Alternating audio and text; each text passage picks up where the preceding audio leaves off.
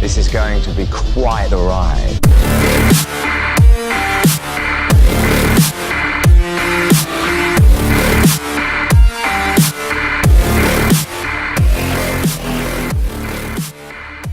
And hello everybody, and welcome back to the Movie Pit Podcast. I am your host, Christian. Thank you very much for joining me on the podcast this week. Before we get to it, I just want to mention thank you to all of you who have listened to the last two podcasts. Obviously, it was our Avengers Endgame spoiler podcast that I did with my good friend Mike, and also the summer movie season preview podcast, which I also did with Mike. Want to take just a quick second to thank all you guys for that, and I really appreciate it. If you have not listened to the summer movie season preview podcast, recommend you go do it. It's a really fun podcast. It's always one of the funner ones that I like to do and that I get to do, and I couldn't ask for a better person to do it with. Speaking of that, just very quickly, I don't want to get too into it because he wants to keep his life separate, I assume, but just a good thoughts and prayers go out to Mike and his family right now. Just want to point that out and do that for him. I want to keep this podcast as brief as possible, mainly because there isn't too much to talk about. I mean, there's a lot to talk about, but not too much to talk about. It's a very fine balance. But I just want to get to it right away because once again, I am recording this right before I am supposed to go off to the movies. I'm actually going to go watch Detective Pikachu at the moment. Or by the time this comes out, I've already seen it, but I won't have enough time to actually put my thoughts into the podcast itself. But that's what those links down below are for. So you guys go check that out. So, yeah. All right. Enough of this little rambling that we got going on. Let's get to the podcast. One brief little, not brief, but one movie news item that I didn't get to talk about last week because of the summer movie season podcast, being the podcast that took over for this, it revolves around The Suicide Squad, the James Gunn directed and written Suicide Squad reboot, sequel reboot. I don't know we don't know how it's working. Has added two more names to the cast. First is newcomer Daniela Melchior. I think that's how you maybe pronounce her name. I don't know. She's joined the cast of the Suicide Squad as the character Ratcatcher. She's a Portuguese actress who has mainly worked in Portuguese film and TV. So this would essentially be and is her first major studio film and role. In the comics, the character is actually a man, so the nice little gender bend of the character. It's also one of the many Batman villains in this very vast and large rogues gallery. Our character will also reportedly have some connection to whoever Idris Elba ends up playing, and his character is still a mystery at this point. On top of that, rumors say that she beat out Isabella Moner, who was in Transformers: The Last Night and Sicario 2 for the role. So good on her for beating her out. As for the character Ratcatcher, it's she at this point. I was about to say he. In the comics is a he. In the movie she'll play a she. Is a former member of the Gotham City Sanitation Department who has a legion of highly trained rats and has an infinity of poisonous gases. So there's that. The other name that the Suicide Squad added is David. I'm going to mispronounce his last name. And I hate that I mispronounce his last name because he's actually a very good actor. And he's one of those great character actors that pops up in everything. And he's so great to see. So here it goes. David Dashkamelchian. Pretty sure I butchered that. He's from Ant-Man. He plays one of Scott Lang's guys that he hangs out with. Not Michael Pena, not T.I., the other guy. He's been in a bunch of stuff. You'll obviously know him. He was in The Dark Knight. He played the guy in the alley that Harvey Dent was gonna shoot. Not a spoiler. The movie's pretty old, and I'm pretty sure everyone's seen it by now. But that's him as well. If you need another role to put him in, he is playing the unlikely villain, as reports say that he will play Polka Dot Man. There's that. Polka Dot Man. The character Polka Dot Man. His real name is Ebner Krill in the comics. He's actually a lower level crook who tried to make a name for himself with his spot themed crimes, and things get a little, of course, comic booky, so I'll hold off on more information of his character in case that James Gunn wants to get into it. But it should be noted that Gunn intends on the character to, quote, lean into his embarrassment of his lame abilities. Very, very James Gunn. The movie will reportedly also include characters like Peacemaker, who was a soldier who loves peace so much he's willing to kill for it, and King Shark. We do know that a certain somebody, and his name is John C.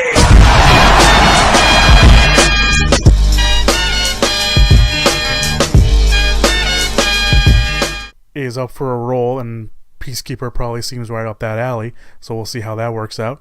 The Suicide Squad opens on August 5th, 2021, so we'll have to wait a little bit for that, but there you go. I want to talk about that. Two quick fire news items that I want to get to, switching my outline a little bit, how I do things, just because of the trailers that are out this week, by the way.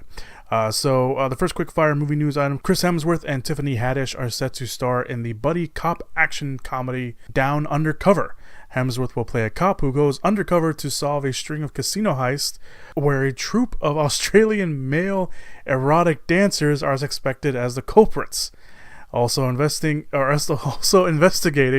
is a lone wolf detective played by Haddish who clashes with their crime-solving partner. It is ridiculous as it sounds, and somehow I'm actually on board to see how this happens. So no word yet on when they start filming, but Haddish will be seen next in the mob drama The Kitchen, which will come out later this summer.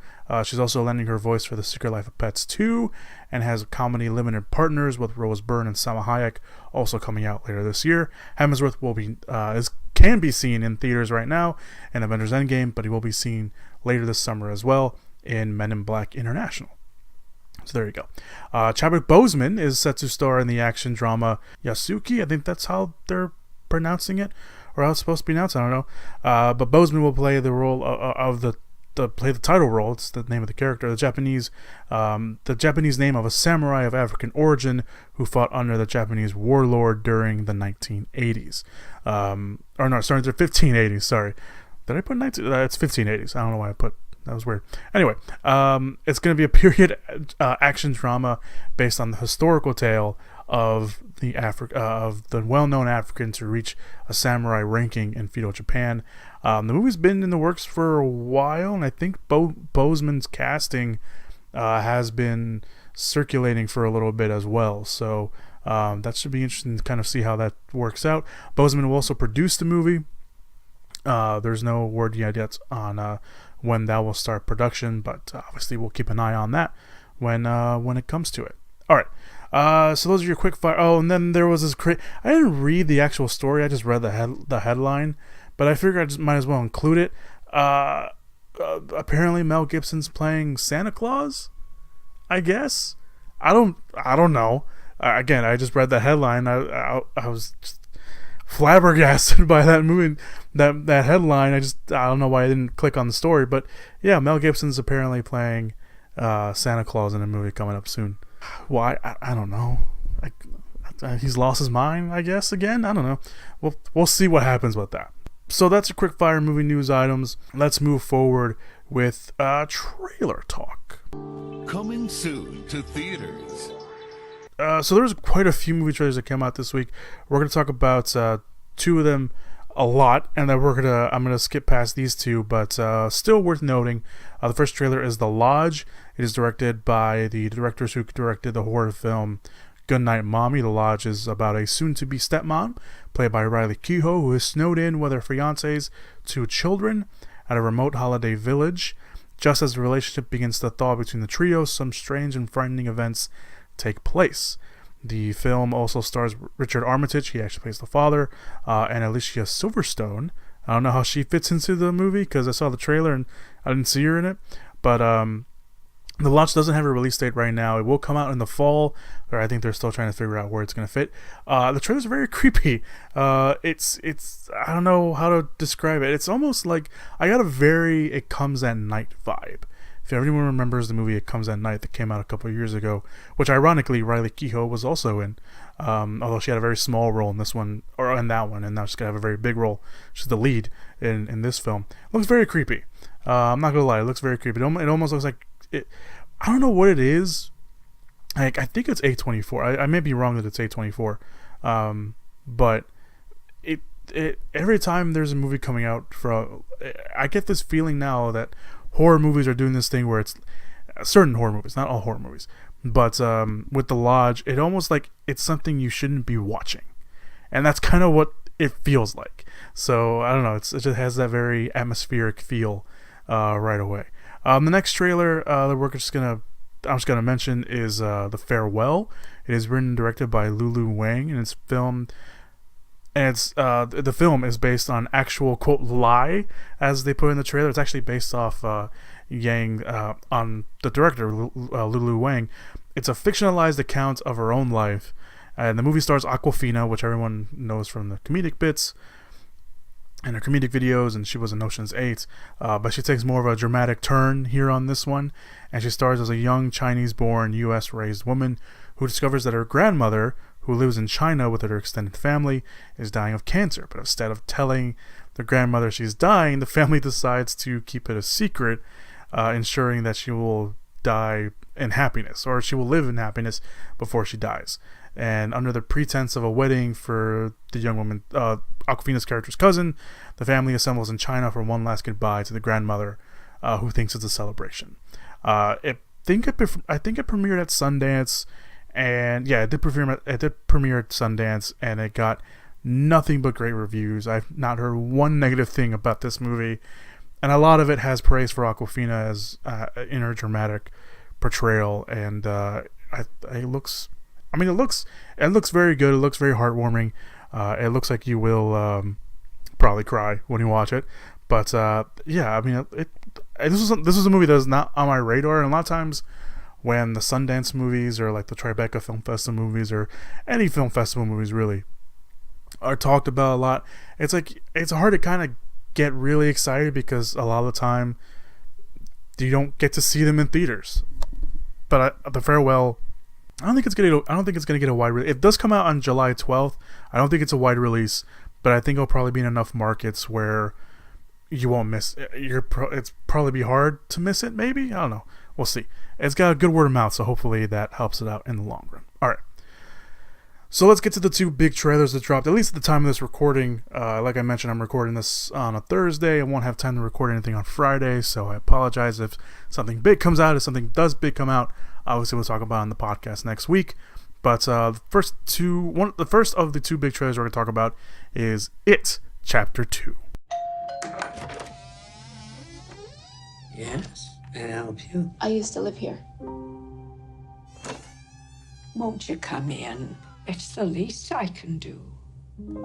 Is it like you remember? Cleaner. Well, you feel free to look around while I get the water boiling. Your hair is winter fire. January embers. My heart burns there too.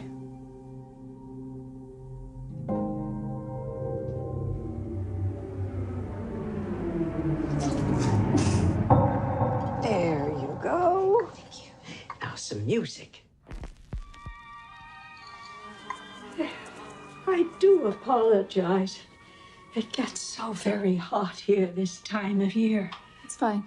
Well, you feel like you could just about die. But you know what they say about Derry? No one who dies here ever really dies.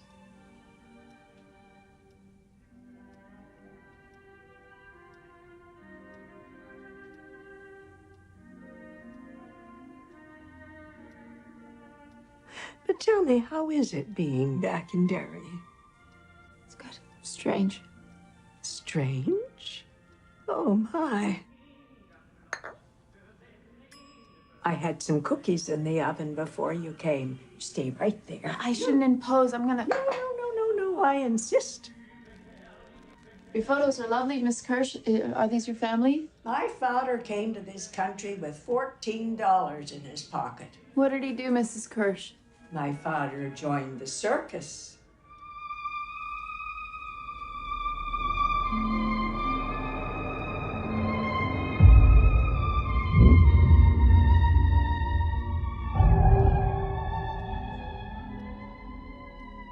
was always Daddy's little girl.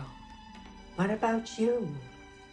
Are you still his little girl, Beverly? Are you?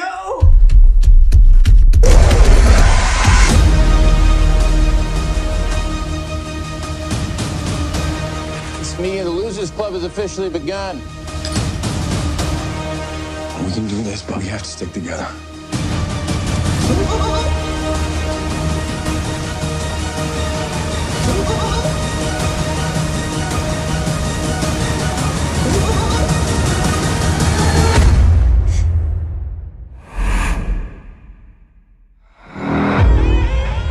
Hello.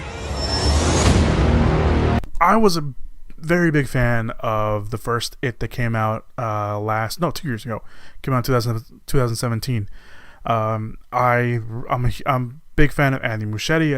I actually did like Mama, and the sequel now will of course bring all of the Losers Club together as adults. You got James McAvoy in there, Jessica Chastain, who essentially is the highlight of the trailer because the trailer starts off with her.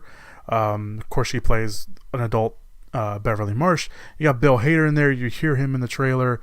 James Ransone, who people will probably know from the Sinister movies, he's in there. He plays an adult Eddie. You got Aseo Mustafa in there, the former Old Spice guy. He's playing Mike. And of course, you have the return of Bill Skarsgård as Pennywise. It's the trailer works. It really works, and I think pretty much the bulk of the trailer is the scene that I think if you were reading up on your CinemaCon news, you probably, and if you read the description, it's basically this scene. It's the scene. It's the scene where Beverly goes back to her childhood home, and there's an old lady there who now owns the home, and they start talking, and it's like, oh, it's so innocent, and then it gets creepy, and you're like, okay, what's going on? And it gets getting creepier, and then it just goes full on like, no, just leave, just get out of the house, you're fine, just get out of the house, just leave. It gets to that point, and I think, and it really works. I really hate it, and I will tell you right now, I watched that trailer right before I started recording in a dark room with the door closed, with very little sunlight in here, and it creeped me out probably even more. So if it could do that, when there's still sunlight coming in, but if it could do that, I think we're in store for a very good creepy movie, hopefully. But yeah, we get to see all the losers in here. We get to see a lot of balloons throughout the trailer. There's a lot of balloons, so it looks like maybe Pennywise is taking over the town.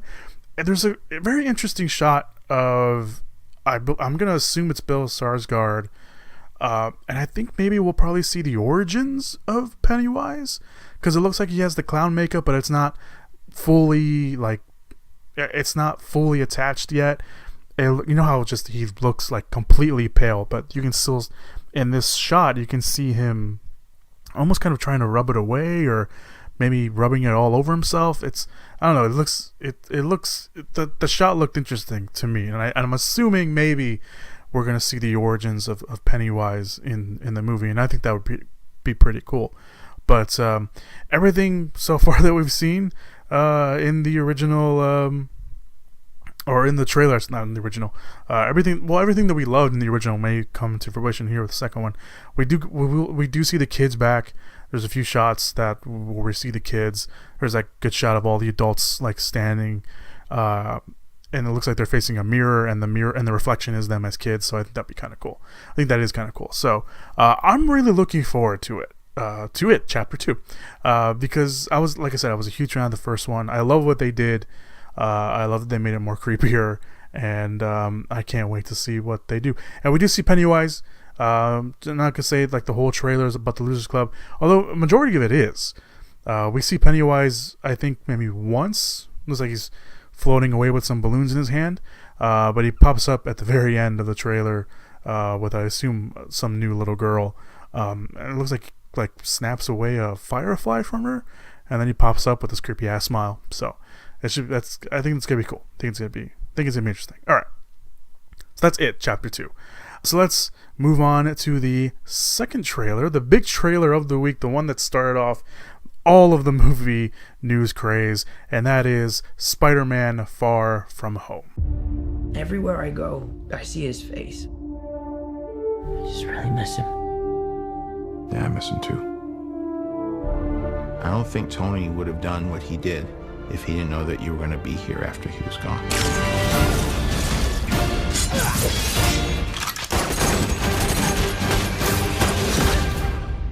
You gonna be the next Iron Man now? Well, no, I don't have time. I'm too busy doing your jobs. Oh. I'm kidding. Look, keep up the good work. Because I am going on vacation. Heads up. Nick Fury's calling you. I don't really want to talk to Nick Answer Fury. the phone. Why? Because if you don't talk to him, then I have to talk to him. I don't want to talk to him. You sent Nick Fury to voicemail? I gotta go. You do not ghost Nick Fury. What up, dorks? What's up? We're just talking about the trip. I'm here in St. Marco Polo. Oh, I think MJ really likes me. That reminds me when I first fell in love. You're a very difficult person to contact, Spider-Man. This is Mr. Beck. We could have used someone like you on my world. Your world? Beck is from Earth, just not ours. The snap tore a hole in our dimension. You're saying there's a multiverse? We have a job to do, and you're coming with us. There's gotta be someone else you can use. What about Thor? Off-world. Captain Marvel? Unavailable. But I'm just a friendly neighborhood Spider-Man. Bitch, please, you've been to space. What do you want, Peter? I want to go back on my trip with the girl who I really like and tell her how I feel. MJ, I am Spider-Man. No, of course I'm not. I mean, it's kind of obvious. You're right, you may not be ready, but this is my responsibility. Saving the world requires sacrifice. Sometimes people die. Oh my God. I just always feel like I'm putting my friends in danger. The world needs the next Iron Man. Are you going to step up or not?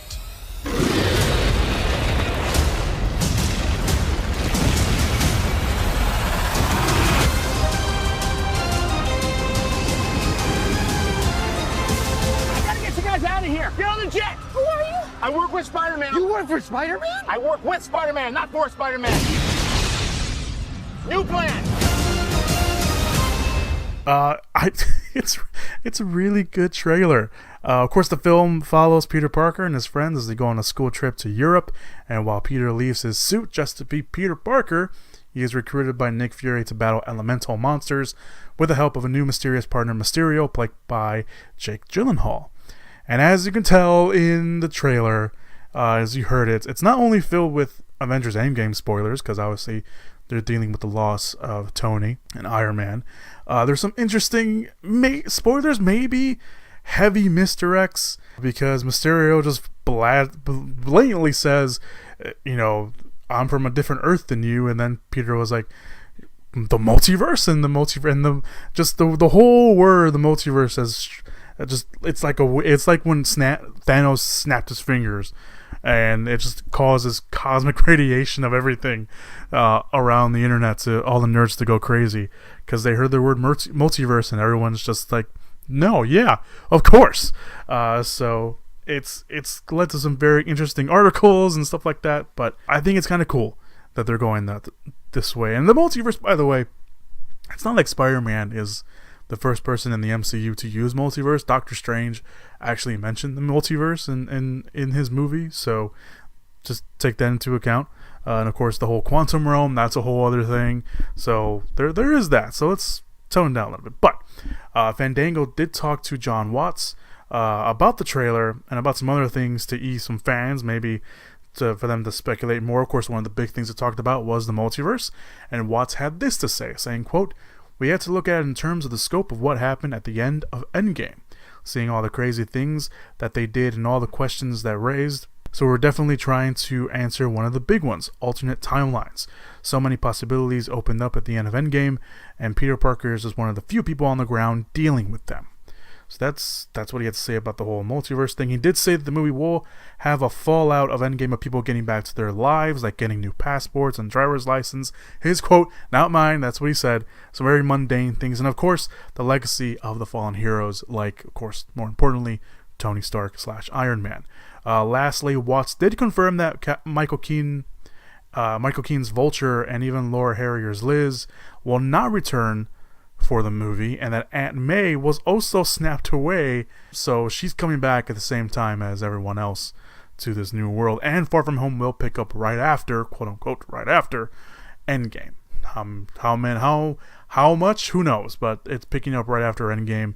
There's no time lapse or anything like that. It's going to pick up right after the events of Endgame, so that should be interesting to see. Sony also released a clip. If you want to hear it, it's basically just it kind of just confirms, again, over the head, heavy-handed, that the multiverse exists. So if you want to hear it, here it is. This is Mr.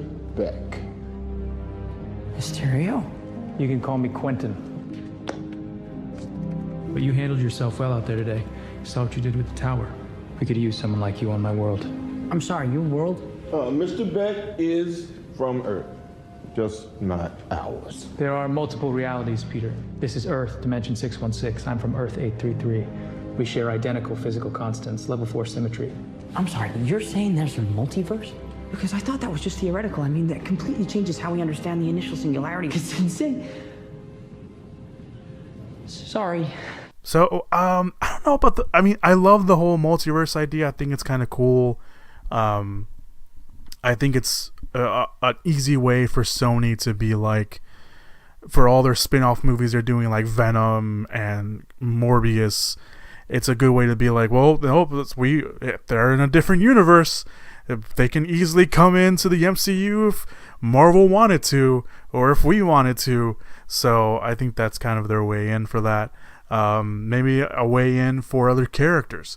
Like, of course, everyone's talking about the X-Men, Fantastic Four, and everything. Miles Morales was another one that they've been talking about. Into the Spider-Verse, those characters coming into the MCU that people have been talking about. It opens it's a can of worms, basically. You just open up this thing and everything's gonna come popping up and people are gonna have ideas. I think it's awesome. I think the trailer itself is awesome, to be honest. I really love the trailer. I think it's great. I'm really looking forward to Spider. I don't know what else to say that hasn't already been said about this trailer, but I really liked Spider-Man Far From Homecoming, and I can't wait to see what they do with Spider-Man Far From Home. Everything that we've seen so far, really, really great. Will Mysterio be a bad guy? Who knows? Maybe he was a good guy in his world, and when he comes over here and he sees that Spider-Man's getting all the credit, he becomes a bad guy. So he becomes a jealous bad guy. Who knows? We don't know. Again, this could be a whole big misdirect by Sony and Marvel and be like, we got you, nerds. I don't think they would call it. I mean, they'd probably do that, but hopefully they won't. But we'll see. We'll see what happens. Spider-Man Far From Home opens on July 2nd. It's still kind of far away, but not too far away where we can calm ourselves. All right. So those were your trailers for this week. Like I mentioned, I'm recording this a little early, so another big trailer drops. I'll update it. I'll keep it down below in the description / show notes area, or we'll talk about it next week. All right. So those are all your trailers. Let's get on to this week's movie news items. The former King of the North, Richard Madden, is in talks to join Marvel's The Eternals. The project already has Angelina Jolie and Kumail Nanjiani set to star, which is based on Jack Kirby's 1976 creation set millions of years in the past, when the cosmic beings known as the Celestials genetically experimented on humans to create superpowered individuals known as the Eternals, along with the villainous Deviants. The two groups battled each other throughout history, and of course, very comic booky things ensued. And the very simple rundown of what the Eternals are, comic book wise. If Madden were to join, he would be playing a character named Icarus, a third generation member of the Eternals. Jolie is set to star as the character of Cersei. No, not that one, the other one. The other one as in this one, the one from the Eternals. An Eternal who relishes moving along humans, even falls for Icarus in the comics, and let's hope maybe that will be it here in the in the movie as well. Nanjiani, his role is being kept secret. There was someone in talks a couple weeks ago by an actor named Mang Doon-suk. I think that's how you pronounce his last name. He was in Train to Busan. He plays the big guy, the big family, the big father. Not the main father, just another father in the movie. Their roles are being kept secret at the moment as well. Chloe Zhao, who directed The Writer, will be directing the movie, with production rumored to start later this year. So we'll see what happens with that. Man, of course, will be seen later this month, actually. He's going to be in Rocket Man, the biopic on Elton John. So he's starting to get more into the movies. Of course, he has The Bodyguard as well. I think season 2 coming out soon. Maybe not like soon, but soon enough. All right, let's get on to the next movie news item. A reimagining of a horror classic, Hellraiser, is back in the works, as Spyglass Media Group has hired David S. Goyer to write and produce the movie. The original 1987 film told the story of an unfaithful wife who attempts to assist her dead lover in his escape from hell. Of course, the film introduced moviegoers to the race of demons called Cenobites, most notably Pinhead, played brilliantly by Doug Bradley. Goyer is mostly known for his work in the Christopher Nolan Dark Knight trilogy, as well as writing Man of Steel. Goyer had this to say about the hiring, saying, quote, "Having the chance to reimagine Pinhead and the Cenobites for a new audience is a nightmare come true. Gary being the CEO and chairman of Spyglass, by the way, is a true fan as well, and we're committed to making something dark and visceral. The studio is financing, developing, and fast-tracking the movie, so we'll probably be hearing a little bit more on the Hellraiser reimagining sooner rather than later, if he can write that right away. I actually haven't seen the original Hellraiser in a while. And I'm not saying I have never seen it. I'm saying I haven't seen it in a while. So don't get mad at me. No, more horror movie nerds. I'm good. I've seen it. Just haven't seen it in a while. Back away. Pitchforks away. But yeah, I haven't seen it in a while, so I don't know. I think it'd be interesting. I mean, obviously the Hellraiser series is alive and well. They keep doing straight to video, DVD, on demand sequels. I think the last one came out a couple years ago. I know a lot of people were upset because Pinhead wasn't played by Doug Bradley. He was played by someone else. But I heard it wasn't even that good anyway. But I don't know. Maybe I heard wrong. But I don't know. It'd be interesting to kind of see how this works out. They're not. It's interesting they're not calling it a reboot or a remake. They're calling it a reimagining. I know people will probably just see it as a remake or reboot, which is fine. But I don't know. Maybe I'll be up for it, I guess. Although David S. Goyer wouldn't be my first choice, because he's made some questionable horror movies in the past, like The Unborn. But we'll see what he does with this. All right, let's move on from a reimagining to another reimagining / remake, the 1993 thriller Cliffhanger, which stars Sylvester Stallone as an experienced mountain climber with a tragic past who finds himself caught up in a high-stakes heist gone wrong, is getting a reboot. Not only that, it's going to be a female-led story with director Anna Lily Amirpour, who directed films like The Bad Batch and A Girl Walks Home Alone at Night, directing the said reboot. Casting is currently underway, but it is being reported that Jason Momoa is in talks for a cameo. Yes, Aquaman himself. Momoa has actually worked with Amirpour in the past. He was in her movie The Bad Batch in a big supporting role. So there is that. Amirpour also commented on the move, saying, quote, "I'm very excited to partner with Original Films, Neil Moretz's production company. He was behind Fast and the Furious, and it's a passion project for Neil Moretz. And Rocket Science, who share my passion for the character-driven, high-adrenaline survival movie, one of my favorite genres. We are setting out to create a thrill ride on the mountain which taps into the primal side of an action movie where you can see what a person is capable of doing to survive in the most extreme situations, pushed to their limits. Add to that some high-stakes espionage and a badass female mountain climber, what the hell did I just say? Mountain climber as the lead, and become a truly epic reinvention of what made the original Cliffhanger movie so fun and so thrilling."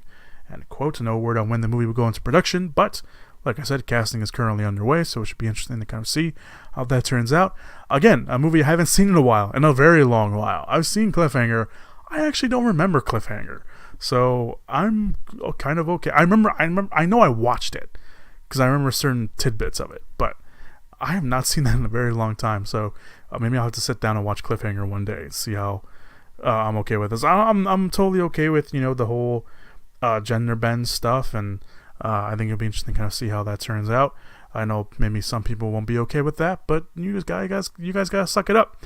And I probably do mean guys, but yeah, it should be interesting to kind of see how that turns out. I'm not the biggest fan of Amanpour. I didn't really like The Bad Batch.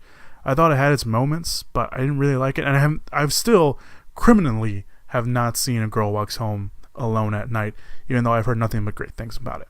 So I'm gonna have to fix that as well. Maybe I'll do a double feature. Who knows?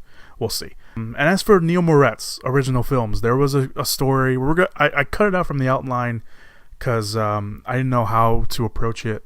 But there was a story in the Hollywood Reporter about Neil Moret's being outed of the Fast and the Furious franchise, and apparently it's going to be very, very messy for Universal Pictures doing it. So I linked that story down below in the description / show notes area if you want to go take a look at that, because it's a very interesting read, and it's a very interesting look in kind of this very messy way of getting rid of a producer, especially one who has been with the franchise since the very beginning. But yeah, I highly recommend you go read that story. It's down below in the description / show notes area. The interview also with Tom Waits, the director of Spider-Man Far From Home and Spider-Man Homecoming, is also down there, so you want to go check that out. Alright, let's get to the last movie news item, at least at the time of this recording. Disney. We're talking Disney and its shifts of its release dates for big franchises and its limits on their new acquisition, 20th Century Fox. So Disney shook some things up on the release schedule this week. One of the big moves is their newly acquired franchise, Avatar. The studio has delayed Avatar 2 by a whole year. That now means that Avatar 2 will come out on December 17th, 2021, instead of next year like it was supposed to. Although originally it was actually supposed to come out a couple years ago, and then it was supposed to come out this year, and then they kept pushing it back. But now that means that all the other sequels have been pushed back. Avatar 3 will now come out on December 2023. Avatar 4 will now open on December 2025. And if we're still alive by then, if the sun hasn't killed us yet, Avatar 5 will open on 2027. So, yeah, if you care about the Avatar movies, they got delayed yet again. I'm going to read the whole story, then I'll go back and do all this. Disney also gave new Untitled Star Wars films release dates. Disney has slotted December 16th, 2022 and Christmas Day in 2024 and 2026, which means that Disney will be alternating between Avatar and Star Wars movies in December starting in 2021 through 2027, aka Disney will now own and dominate any poor soul of a movie that dares open in December anytime. So be prepared for that.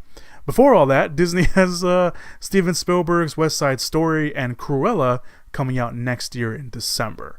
So their domination will start next year, but truly their domination will start in 2021.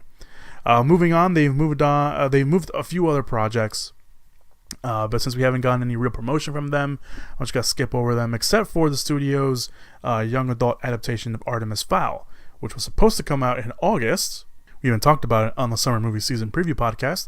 It will now open next year in May, which is fair. I mean, there's only been one trailer for it, so I guess maybe it's a tough sell for the studio to do that, which is fine. You know, you don't want to go into something like that, and especially a brand name like Artemis Fowl. It's based on a series of books, very popular books. So there is that. And now the big one, release date-wise. Well, one of them. The first one is that the X-Men property Gambit, which has been in development for years, with script changes and potential start dates and people and directors coming in and out, is officially canceled. No really surprise there. I mean, no real surprise there, because it just got moved around too much. It was almost like Avatar. It just kept getting pushed around. So no real surprise there. But the big one is New Mutants, We talked a little bit about New Mutants on the summer movie season preview podcast, and we talked about it here and there on the regular podcast as well. The long delayed X-Men spinoff had a release date for this year in I think it was July or August. I forget what month it was. But since there was no new trailer, and the much talked about reshoots, and the film will now maybe and hopefully will come out next year on April 3rd. That's the new release dates. We'll see if it sticks. We'll see what happens. Who the hell knows? We'll find out. All right. So, and then we come to the second part of the story, which is a pretty big one. And I think it continues to show the effects of Disney buying 20th Century Fox and the loss of a different studio and different market, I guess you can say. On an earnings call, Disney CEO Bob Iger revealed that Disney has finished releasing all of the Fox films that were already in the can, and Fox will only make and release 5 to 6 movies a year. That's half of what the studio usually puts out. And to put it in perspective, last year Fox only released 12 movies. And to put it into even bigger perspective, in 2018, last year, Sony Pictures released 13 movies, Paramount released 11, Disney themselves released only 7, and Warner Brothers released a whopping 22 movies. I don't know how they released 22 movies, but they did. But yeah, so to take a studio that maybe usually releases anywhere between 10 to 15, let's just say 10 to 15 movies a year, to cut that down to 5 or 6 is a lot. That is massively important and almost massively insulting. Now, rumors have swirled that Disney wants Fox, or rumors have swirled that Disney wants to make the big blockbuster movies, while Fox will handle the more smaller scale films, as well as the adult-oriented films, which is probably the reason why Disney has canceled films that Fox was working on. Of course, the big one was The Mouse Guard. That was essentially Fox's probably answer to their Lion King and their Jungle Book.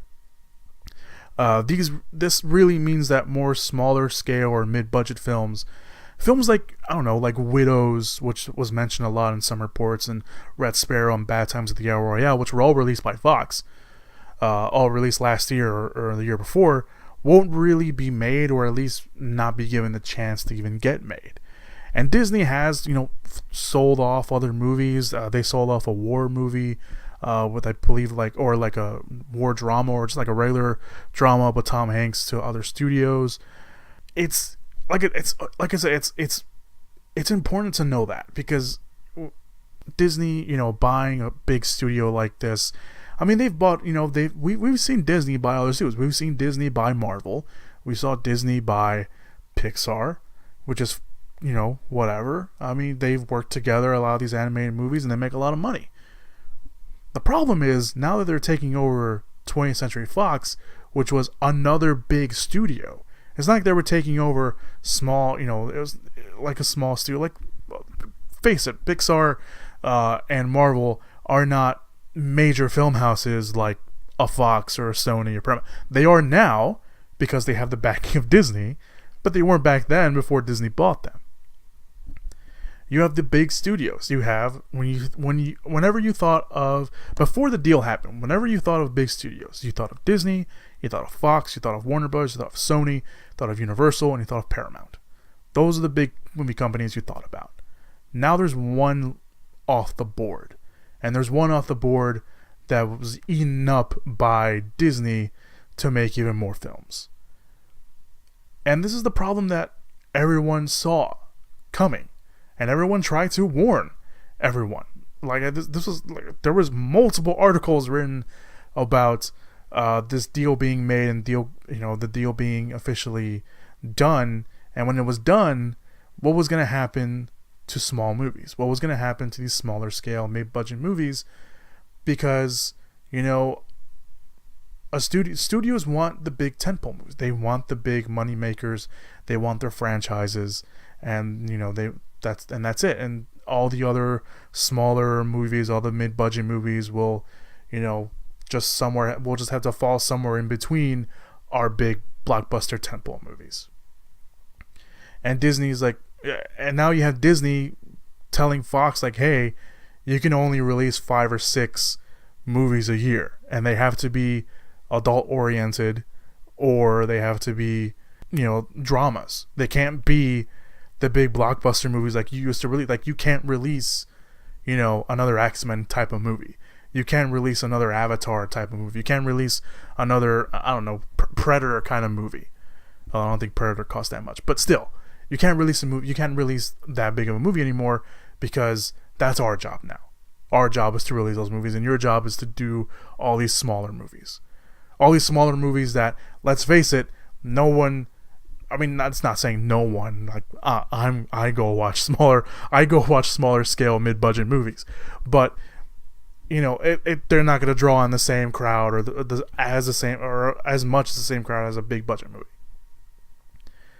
It's really hard to read stuff like this, and it is. It's not. I'm not trying to be like with the crowd or anything. I could be one of the people out there, but like, who cares? Marvel has the X-Men and Fantastic Four now. Who cares about the other movies? No, and that's all anyone. Let's be real. That's all anyone ever cared about in this deal.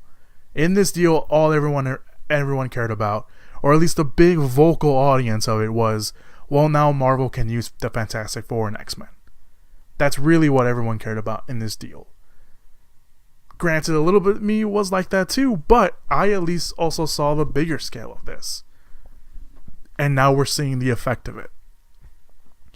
And not only that, we're seeing the effect of it, and we're hearing it from the guy who owns and runs Disney, the CEO of Disney, saying this is going to happen. We released all the movies they're going to do, and now they're only going to release 5 to 6 movies a year, and they're all going to be movies that are smaller scale and adult oriented films.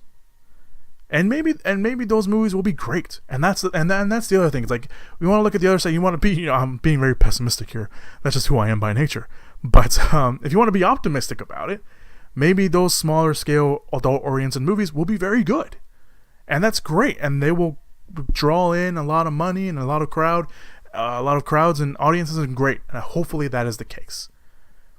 But you're only releasing those few movies. Those few movies have to be awesome in order for Disney to be like, well, you gave me 5-6 movies. Who's to say, we're only going to give you 3 to 4. We're only going to give you 3. Oh, we're only going to give you 2. It's an exaggeration, but seeing the perspective that I just gave you, how many movies a studio releases, I mean, is it really that far off? Just saying. All right. That's it. That's all the movie news. I just ended on a whimper. Holy shit. I apologize for that. Sorry to depress all you guys. But that's all the movie news items of the day. Wow. I'm putting it down on myself. All right. I usually don't try to do that, but here I am doing that. All right. There's no saving this. Let's just go on to this week's movie releases, which, by the way, now, considering that me and Mike have recorded the summer movie season preview podcast, make it a little bit easier on myself. I'm just gonna take the tidbits of the summer movie season podcast and put them right here in this week's releases. I won't be doing that all the time. My hope was that I would have time on Friday to record something, and I was going to do like a little mini spoiler review or spoiler-free review of Detective Pikachu. That's no longer the case because, like I said, I won't have time to film on Friday, so I know it won't always be the case. Sometimes I'll break in and do it like I usually do, but in the meantime, for the time being, for the foreseeable, pretty much all the summer, not all of the summer because obviously stuff changes, but at least for the foreseeable future, at least for the rest of May for sure, this week's movie releases will be tidbits from the summer movie season preview podcast. So that said, let's move on to this week's movie releases. Let's all go to the lobby. Let's all go to the lobby. Let's all go to the lobby to get ourselves a treat. First week of May, second week of May, aka the other poor bastards that have to deal with Endgame. We have a limited release of Token, which has already been discredited by the Token family. Yeah, I just saw that. That's not great. And there's a biographer too that said that it's going to create misconceptions about his life. Yeah. So take that for what you will. If you want to go watch it. Get your tickets now. Nicholas Hoyt is playing Tolkien. So that's a limited release. Maybe even more limited now. We have another movie called Palms, which we're not going to really get to because I doubt it'll actually get released. The Hustle, which is a gender-bend remake of Dirty Rotten Scoundrels with Anne Hathaway and Rebel Wilson, female scam artists, one low rent and one higher class, as the synopsis put it. And then we have Detective Pikachu coming out, which I will admit right now I'm looking forward to that. Even though I was one of the biggest naysayers when it was first announced, because I didn't like the Detective Pikachu aspect that they were going to go with it. I don't know what they would have done, but I just didn't like it. And I didn't like the fact that it was going to be a live-action CGI. Mm-hmm. Then I saw the trailer, and I was like, past you, go fuck yourself, because this looks awesome. Yeah. Yeah, I agree. I when I heard they were making it, and I heard that they cast Ryan Reynolds as Detective Pikachu. I mean, I like Ryan Reynolds. I do too. I like him a lot, but it felt very much like those Deadpool movies do pretty well. Let's get that guy. Yeah. I heard that it was Danny DeVito, right? It was supposed to be Danny DeVito. Well, fans wanted Danny DeVito. Oh, okay. I don't know. Whatever. I don't like. Whatever. But there was a meme about the Ryan Reynolds casting, and like it's producers like, oh, we gotta find someone like Ryan wants you to do. It's like, no, and Ryan Reynolds is like, no, I'll do it. It's like, no, we need to like Pika, motherfucker. So I thought that was really funny. I don't know why. I just thought that was really funny. But yeah, I mean, it looks funny. It looks great. I mean, everything that he apparently did some motion capture for it. Really? Face wise. Okay. He wasn't just on his knees like, I'm gonna go. Yeah. Yeah. I mean, that's really the only movie I'm looking forward to that weekend. I mean, The Hustle looks fine. It's not something that I'm gonna be like, I gotta go watch The Hustle right now. Despite how much I love Anne Hathaway. And they really like lean hard into the Dirty Rotten Scoundrels remake to the point where like I didn't know that that's what they were going for, but when they're talking on like the promenade on that waterfront, it looks exactly like Dirty Rotten Scoundrels. So that was the first thing I thought of, and then I don't see a problem when they gender bend this stuff. It's a nice way of rebooting without kind of gonna have those direct comparisons, but it just feels very much like. Rebel Wilson will just do her thing in this scene and blah blah blah. It doesn't. I don't know. Yeah, I mean, I'm nothing against Rebel Wilson. I'm not the biggest Rebel Wilson fan. Yeah, but seeing the opposite of her and then Anne Hathaway, like, yeah, that's probably gonna lead to some funny stuff. No, sure, yeah. I'm looking forward to it. I'm not a hater. I'm not one of those people who's like, no, this is bullshit. But just if you're releasing that movie the same day as Detective Pikachu, no, I'm gonna go watch Detective Pikachu. Absolutely. And that's it, guys. That's all I got for you guys this week. Hopefully you guys have enjoyed it. Hopefully you've gotten past the fact that I depressed you with that that Sony that Fox and Disney story. I apologize for that. That wasn't my intention. That just happened. Just apologize for that. Let's move on. But yeah, that's it. That's all I got for you guys. Thank you guys so much for listening to the podcast this week. Everything you guys need to stay up to date with me personally and my movie opinions, I guess. I always try to update my Instagram and Twitter with my opinions. I've been trying to do written reviews. I think the last one I did was Avengers Endgame, because there's no way I was not going to write about Avengers Endgame. But I am going to also do a written review of Detective Pikachu. That's over my WordPress account. There's a link to that down below in the description/show notes area. If you're listening on iTunes, please leave me a rating and review. I'd really appreciate it. If you leave me a review, I will read it here on the podcast. So yeah, there's that. If you're listening to this on YouTube, leave me a comment down below. Let me know what you guys thought of the podcast, and hit that like button, hit that subscribe button, and yeah, that's all I got for you guys this week. So that's it. That's it. I'm rambling now. I'm sorry. All right. Thank you guys. Have a good weekend. Be safe. Happy Mother's Day to all the mothers out there. And if you forgot if this weekend was Mother's Day, hopefully you're listening to this on Friday or Saturday, so you can go get that last minute Mother's Day gift. So you're welcome. So yeah, that's it. That's all I got for you guys. Thank you guys so much for listening to the podcast this week, and have a good weekend. Be safe, be good people, and as always, go watch some movies. Pika pika.